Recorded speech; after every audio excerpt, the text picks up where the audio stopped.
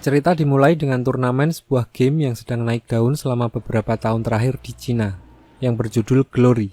Bukan Vainglory, nggak pakai Vain, MMORPG untuk yang pernah main game Lineage, Black Desert, kayak gitu-gitulah.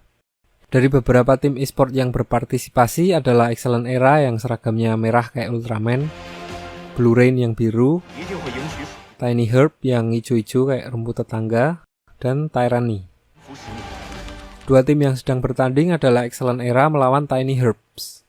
Masing-masing tim terdiri dari 6 player, 5 pemain utama dan 1 untuk cadangan. Dan perkenalkan karakter utama kita yaitu YQ, sang kapten dari Excellent Era yang mengantar mereka menjadi juara selama 3 tahun berturut-turut. Di setiap pertandingan, dia selalu menggunakan masker agar mematuhi protokol kesehatan. Wah. Dia menggunakan masker agar identitas dirinya tidak diketahui publik dan menyelamatkan dirinya dari sesumbar. Tidak berselang lama, pertandingan pun dimulai.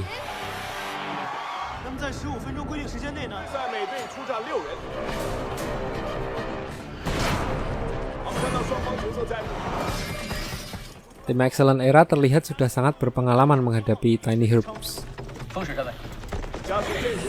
Mereka mengacak-ngacak formasi Tiny Herbs dan di saat yang sama seorang cewek dari Excellent Era yang bernama Sumu Cheng, dia bertugas untuk membuat kapten lawan sibuk.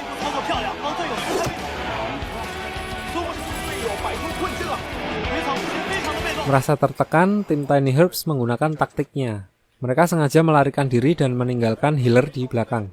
Di sini, YQ, kapten tim Excellent Era, sudah curiga dengan itu dan memerintahkan semua anggota timnya untuk waspada. Namun salah satu anggota timnya yang gak sabar dan akhirnya masuk ke perangkap. Udah dibilangin lu Tong. Tentu saja anggota Excellent Era yang gak sabaran tadi langsung dikeroyok sama Tiny Herbs.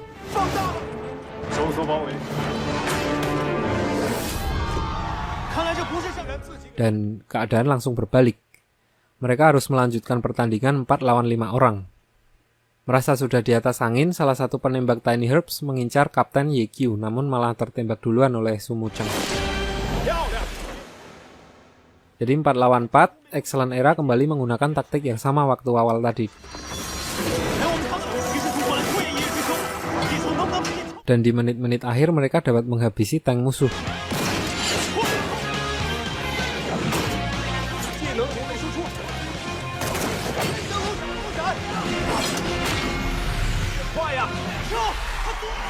Itu mereka menang dengan skor 4-3.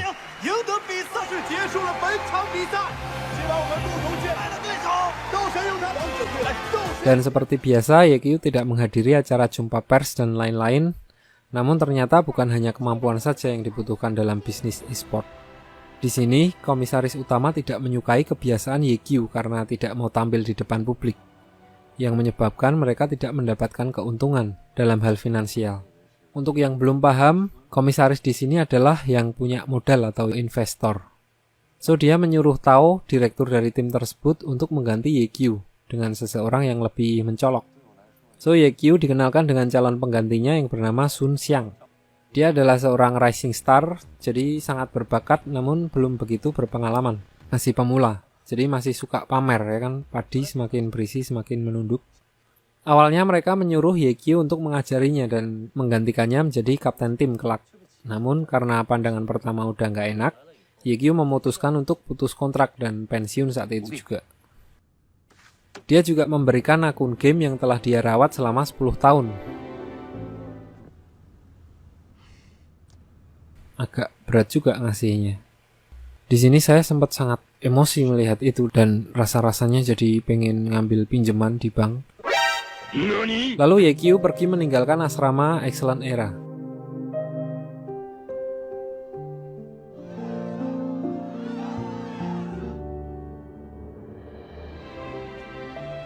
Karena merasa nggak punya tujuan, dia pergi ke sebuah swalayan dan nggak sengaja bertemu dengan Sumu Cheng.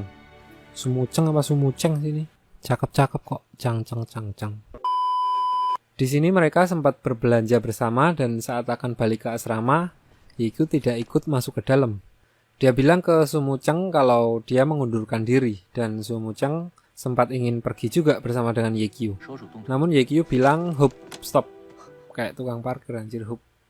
Di sini Yekyu bilang ke Sumu Cheng untuk meneruskan perjalanan mereka, namun kali ini mereka harus berjalan sendiri-sendiri. Sedih, Cok. Untuk kalian ketahui, Yekyu dan Sumu Cheng ini adalah sahabat dari kecil dan ada satu orang lagi, Sumukyo. Sumukyu, kakaknya Sumu Cheng. Mereka memulai bermain Glory 10 tahun yang lalu. Mereka bertiga bisa dikatakan founding father-nya Excellent Era waktu itu, salah satu tim yang tertua. Lalu, secara kebetulan, di warnet mereka bertemu dengan Tao yang sekarang menjadi manajer mereka. Balik ke cerita, karena Yekyu nggak punya tujuan, iseng-iseng dia mampir ke sebuah warnet di dekat asramanya tadi. Dia membuat sebuah akun game baru yang diberi nama Lord Grimm.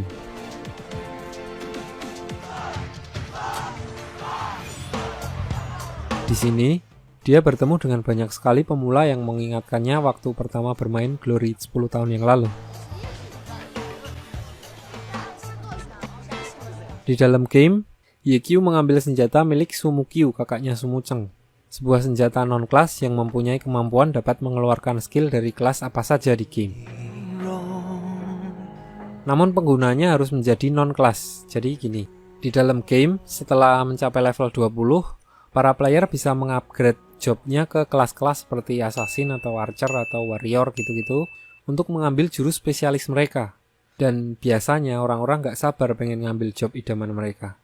Namun Yekyu di sini malahan tertarik untuk tetap menjadi non-kelas untuk menggunakan senjata milik Sumukyu yang dapat mengeluarkan skill dasar dari semua job yang diberi nama Myriad Manifestation Umbrella. Kembali ke cerita, ternyata bos dari cafe internet itu juga sedang main Glory. Dan terlihat dia cukup payah dalam permainan itu. Dia adalah seorang fanatik dari Yekyu, fans berat. Di sini Yekyu mencoba membantu si bos warnet itu yang bernama Guoguo. Namun Guoguo tidak menyadari kalau yang membantunya itu adalah Yekyu, pemain idolanya karena waktu di panggung Yekyu selalu menggunakan masker, taat protokol. Melihat ada lowongan di situ, Yekyu melamar dengan nama Yexiu. Aneh jelasin dulu sebelumnya, jadi Yekyu itu punya kembaran. Yang satu namanya Yekyu pakai Q, yang satu pakai X, Yexiu. Xiu. Jimbat. Jadi pokoknya nggak ketahuan kalau dia pro player e-sport. Lalu saat ditanya pengalaman kerja, dia tidak mempunyai satupun kualifikasi untuk dapat bekerja di situ. Namun karena keahliannya bermain Glory, dia akhirnya diterima di warnet itu. So Yekyu diberikan tempat tinggal yang sangat jauh berbeda dengan tempat tinggalnya dulu di asrama Excellent Era.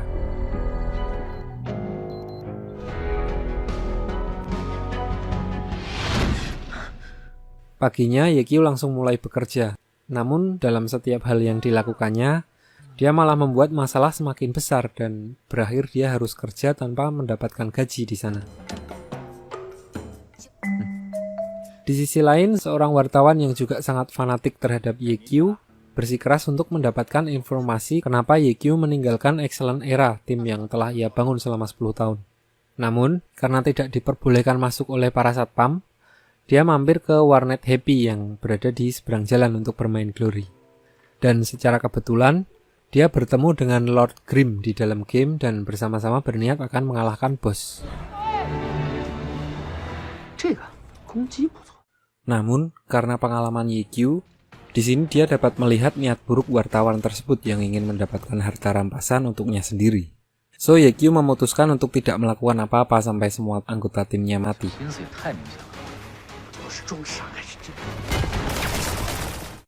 Lalu, setelah semua anggota timnya mati, dia menunjukkan kebolehannya dengan mengalahkan boss raid itu sendirian.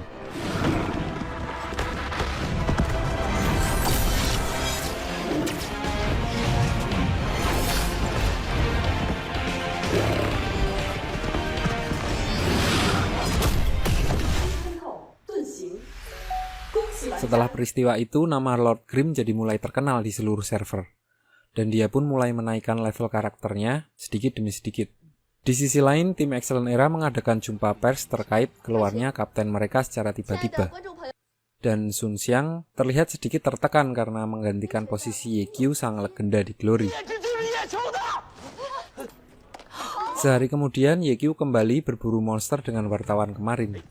Namun di sini, gantian Yekyu yang maju duluan. Awalnya wartawan tadi berniat untuk membiarkan Yekyu mati dulu.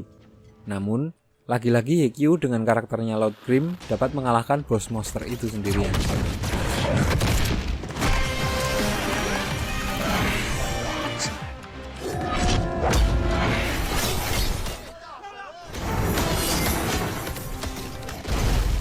Tanpa sepengetahuan Yekyu, ternyata bos Guoguo pemilik warnet melihat permainannya yang tanpa disangka-sangka malah membuatnya girang.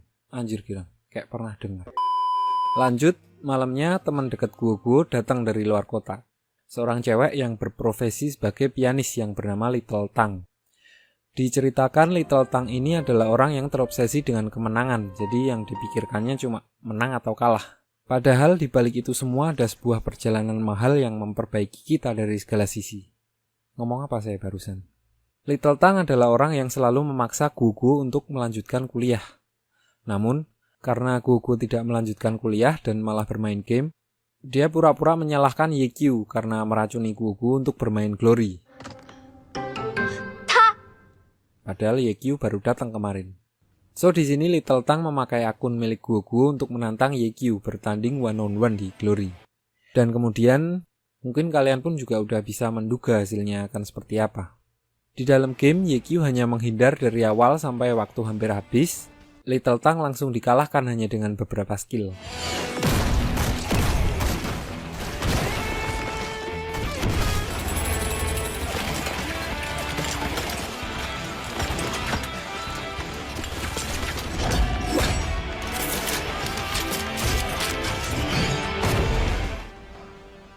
Merasa penasaran, Little Tang terus menantang Yekyu sampai larut malam dan hasilnya tetap sama. Sampai di sini, Little Tang memutuskan untuk stay dan membuat akun Glory sendiri. Sementara itu, di guild milik Blue Rain, sebelumnya biar satu halaman untuk yang belum tahu saya jelaskan dulu. Jadi di dalam game, satu guild di sini bisa beranggotakan sampai ribuan orang. Nah, dari ribuan orang itu, dipilih 6 orang yang paling hebat untuk menjadi tim inti yang ikut lomba di awal film kemarin.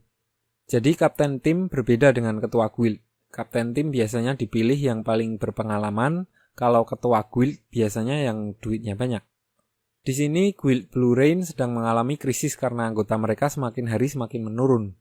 Ketua guild berniat untuk merekrut Lord Grim untuk memancing para pemain baru masuk ke guild. Sampai di sini Yekyu berpikir kalau dia bisa memanfaatkan kekayaan guild Blue Rain untuk menaikkan level karakternya dengan cepat. So Yekyu membantu guild Blue Rain mencetak rekor penyerbuan untuk mendapatkan beberapa material langka sebagai imbalan.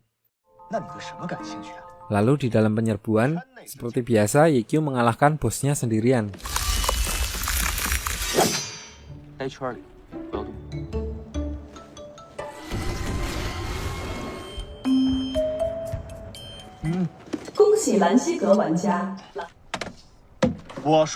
Dan setelah itu dia langsung keluar dari guild. Di sisi lain, Little Tang juga sudah menyelesaikan misi pertamanya dan dia ambil job petarung. Sumuceng yang masih berada di Excellent Era saat latihan dengan Sun Xiang, dia terlihat merasa tertekan dengan cara kepemimpinan Sun Xiang yang terlihat cukup kasar kepadanya.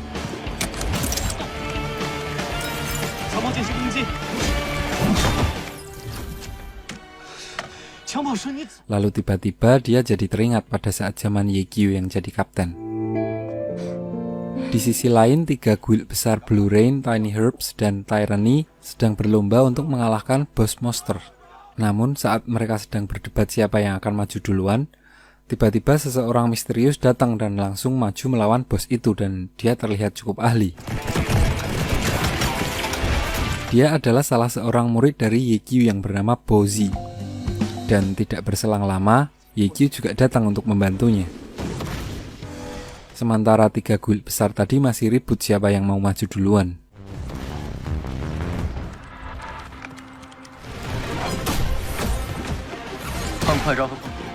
Lalu saat HP monster udah menipis, Bozi dan Yekyu ngumpet dan kesempatan buat ketiga guild tadi untuk rebutan nyampah.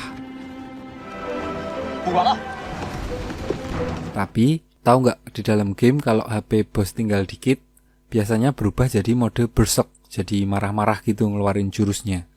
Nah, ini juga yang terjadi di sini. Bos tadi berubah ke mode berserk dan menembaki apapun yang ada di depannya. Namun saat mereka sadar, mereka udah terlambat.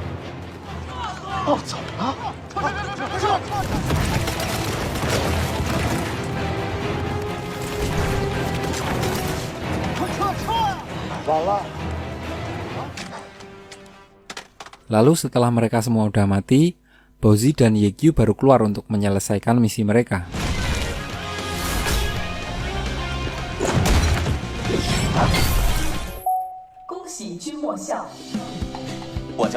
Melihat keterampilan Yekyu, Goku menyuruh Yekyu untuk menjadi mentor Little Tang dalam permainan Glory. Namun, saat Yekyu meminta Little Tang untuk menjadi temannya dalam game, Little Tang selalu menolak karena emang sifatnya yang keras kepala. Karena terus dituntut Goku, Yekyu akhirnya membuat buku panduan dasar untuk Little Tang. Dan sehari kemudian, setelah Little Tang membaca buku itu, dia mencoba kemampuannya dengan bertarung melawan Goku. Dan di luar perkiraan, Goku sama sekali tidak diberi kesempatan menang kali ini. Setelah melihat itu, diam-diam Goku berniat untuk mempelajari buku pemberian Yekyu. Namun setelah dibuka, ternyata isinya hanya gambar sak penak dewe. Pokoknya Yekyu gambar zap-zap-zap gitu, suka-suka dia lah. Dan ajaibnya, Little Tang dapat memahami gambar buatan Yekyu dan akhirnya dia menerima permintaan pertemanan dari Yekyu. Di sisi lain, ketua guild Blue Rain yang masih belum kapok dipermainkan, lagi-lagi dia meminta bantuan Yekyu lagi untuk membantu guild mereka membuat rekor baru dalam mengalahkan boss monster. Lalu Yekyu menggunakan kesempatan ini untuk sekalian melatih kerjasama tim Little Tang dan Bowzi.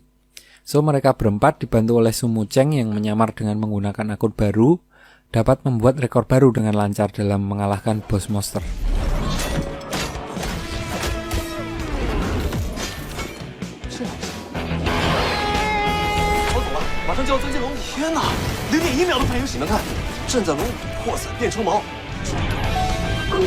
Dengan pemecahan rekor baru beruntun, Lord Grimm dan Blue Rain mendapatkan perhatian dari Guild Excellent Era yang meminta pertolongan tim inti mereka untuk memecahkan rekor milik Lord Grimm.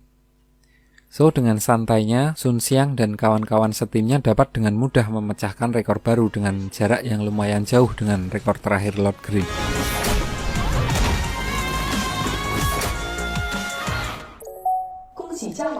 Melihat itu, ketua guild Blue Rain langsung laporan lagi sama Lord Grimm. Yekyu bilang kalau rekor baru itu sudah ekstrim dan hampir mustahil untuk dikalahkan lagi. Namun, dia menambahkan kalau dia menyukai tantangan dan akan mencari cara untuk mengalahkan rekor tim Excellent Era. So, dia mulai mensimulasikan serangan untuk mencari cara agar dapat mengalahkan monster itu dengan lebih cepat. Di sini muncul pemikiran bahwa dia membutuhkan seorang ahli pedang untuk aksinya kali ini. Di sisi lain, datanglah saat pertandingan pertama Sun Xiang Excellent Era melawan tim Blue Rain.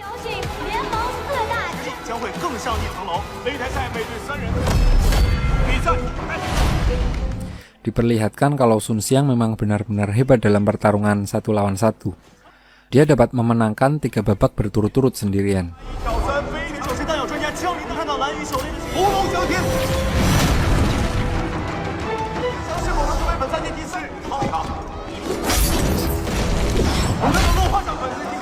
Saat Sun Xiang merasa di atas angin, ternyata itu semua adalah rencana dari Blue Rain. Dengan kaptennya yang diberi julukan 1 dari 4 master taktis di Glory, mereka sengaja mengirim beberapa pemain yang emang kurang ahli dalam babak 1 lawan 1, agar Sun Xiang merasa besar kepala. Saat itu, dengan koordinasi yang luar biasa, Kapten Blue Rain menyuruh wakilnya seorang ahli pedang yang bernama Shao Tian untuk menghadapi Sun Xiang dan diperlihatkan Shao Tian ini adalah tipikal orang yang banyak mulut. Jadi dia memang ditugaskan untuk menyulut emosi Sun Xiang.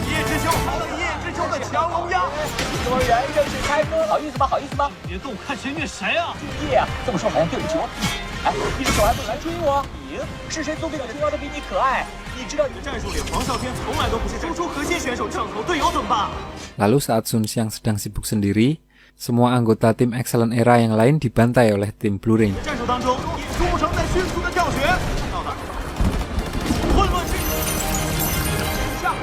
导致是暴雨量已经掉到了4%。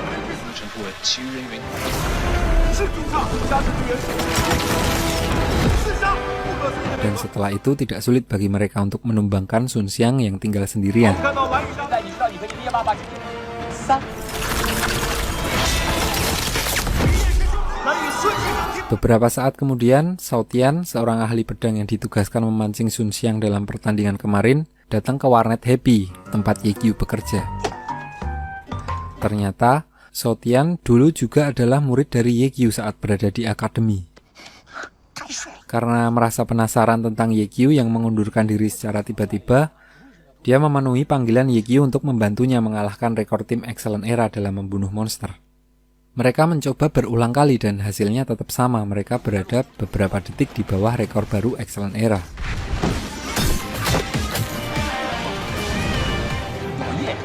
Sampai Ye Qiu menemukan metode yang lebih cepat, yaitu membuang monster prajurit ke tebing daripada membunuhnya. Dengan itu, mereka bisa mengalahkan rekor tim Excellent Era.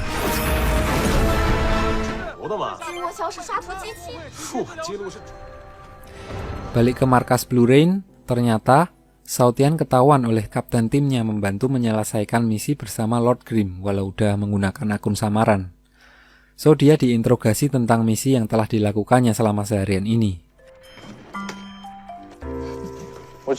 Dia mengatakan kalau Lord Grimm adalah Ye Qiu, dan Ye Qiu berniat akan balik ke kompetisi dalam waktu dekat. Lalu, Kapten tim Blue Rain menyuruh Shao Tian untuk mengkopi Myriad Manifestation Umbrella, senjata tanpa spesiali milik Lord Grimm, untuk dipelajari. So, Shao Tian langsung pergi ke warnet Happy dan membawa Ye Qiu untuk menemui Kapten tim Blue Rain.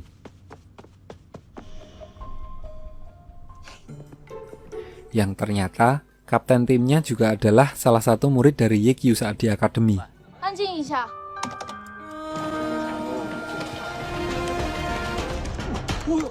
Lalu, Kapten tim Blue Rain meminta satu pertandingan untuk melawan Lord Grimm dengan Myriad Manifestation Umbrella-nya.